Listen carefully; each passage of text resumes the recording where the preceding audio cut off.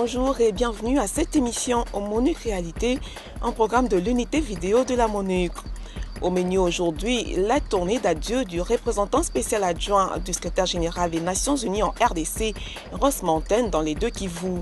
Le développement de ce sujet, c'est dans un instant après les news.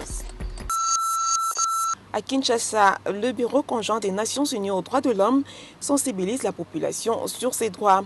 L'objectif est de mettre fin aux arrestations arbitraires, aux détentions illégales et aux tortures dont cette population est souvent victime. C'était le cas avec les habitants de la commune de Ngiringiri au cours d'une journée de sensibilisation organisée en collaboration avec les ONG du district de la Funa. Mon dernier message, c'est juste d'essayer de changer la situation des droits de l'homme. Parce qu'il y a beaucoup de violations qui se commettent, soit par ignorance, soit par manque de volonté politique de la part des autorités.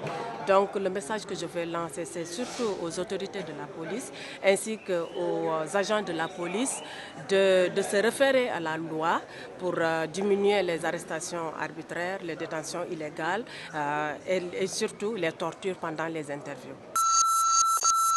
À Kinshasa toujours, le Bureau conjoint des Nations Unies aux droits de l'homme a également publié son rapport d'observation sur le procès en appel du présumé auteur de l'assassinat de notre confrère Serge Maéché, journaliste à Radio Okapi Bukavu. Il ressort de ce rapport que le procès est entaché de plusieurs irrégularités similaires à celles déplorées en première instance. Le rapport formule tout de même des recommandations dont voici un extrait.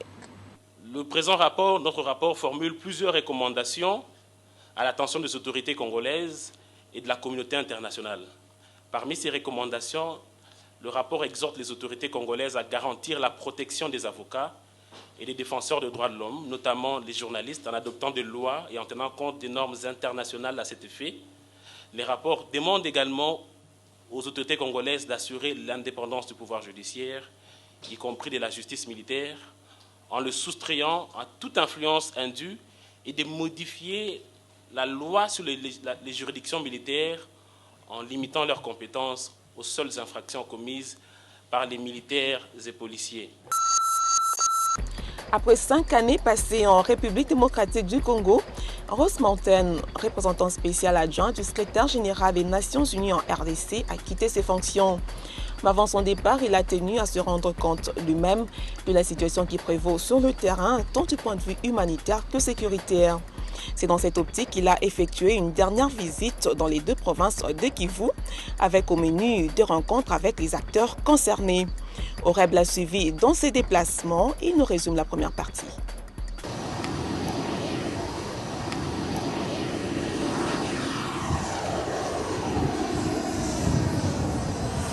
Nous sommes à Goma. La ville est en train de recevoir M. Ross Mountain.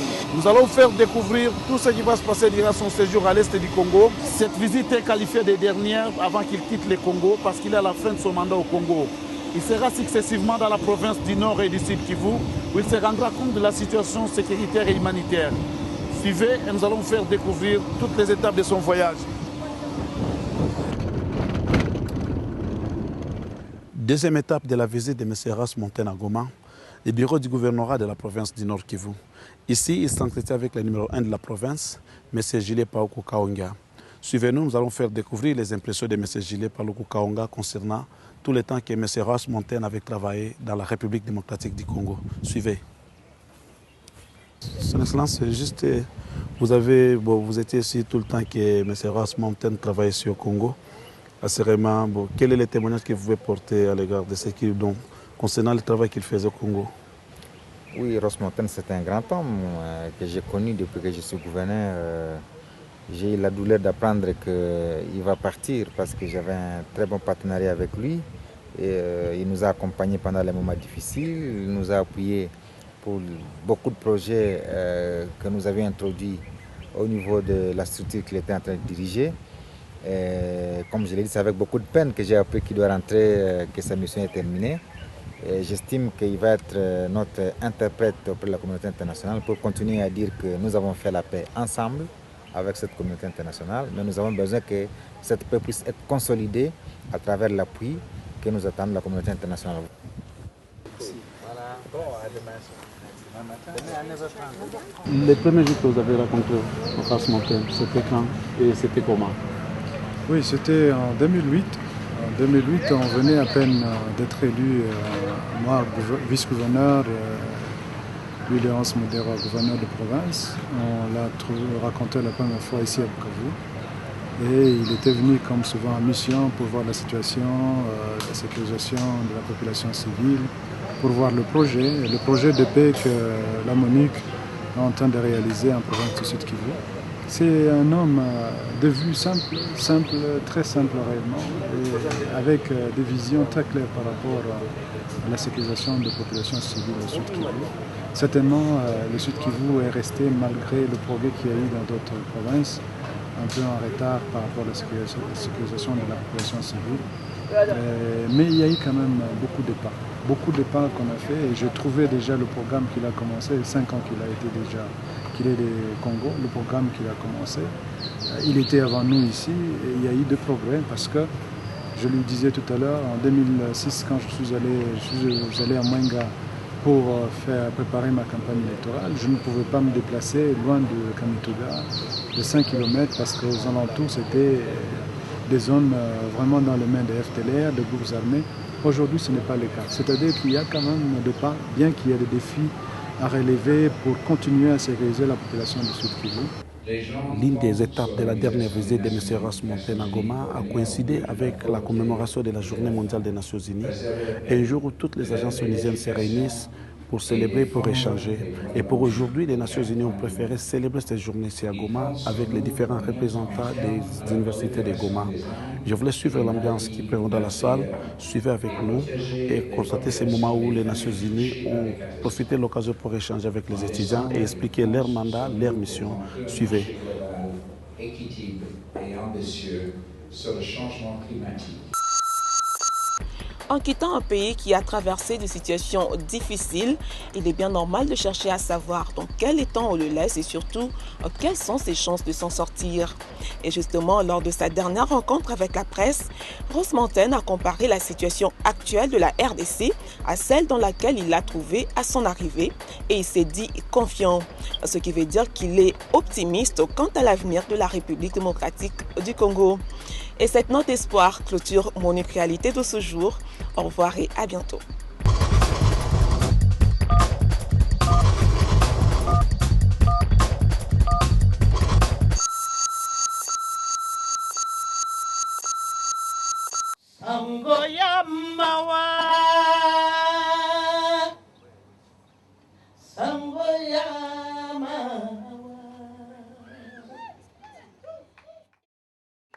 I want to shout to those men who rape women and their children and their sisters. Please don't do it. J'aimerais crier, pousser un cri d'alarme contre ces hommes qui font la violence contre la femme, leurs enfants, et je leur dis, ne le faites plus jamais. We are your mothers, we are your sisters, we are your children. Nous sommes vos mères, vos enfants, vos sœurs. Stop it, don't do it. Arrêtez, plus jamais, ne le faites plus jamais. I know what it is to be a mother, a grandmother, and a great-grandmother. Je sais ce que cela signifie être une mère, une grand-mère et une arrière-grand-mère.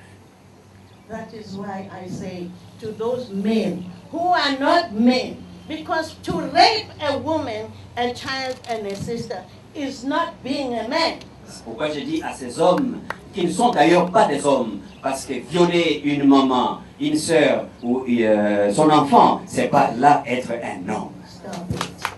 Et arrêtez. Arrêtez.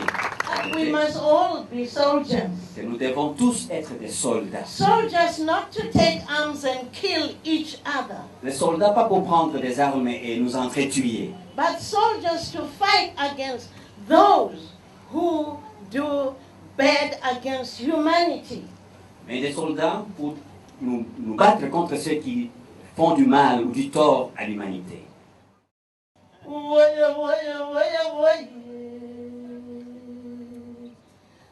Sangoya